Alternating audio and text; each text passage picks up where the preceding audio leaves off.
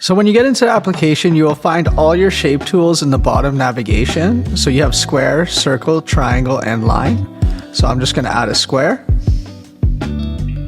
And you just click and drag and hold to draw a shape. Now I'm going to draw a circle, same thing. And I'm going to draw a triangle, same thing. And line. Now line, you could hold shift and it will automatically straighten your line horizontal or vertical.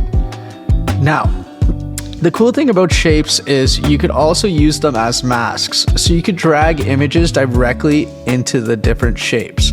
So you just need to drag and drop it.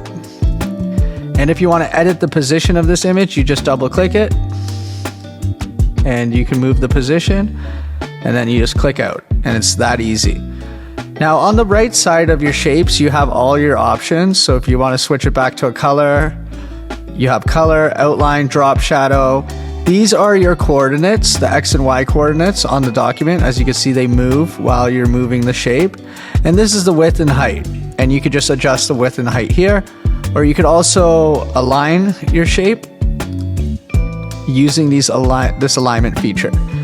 And that's pretty much everything with shapes.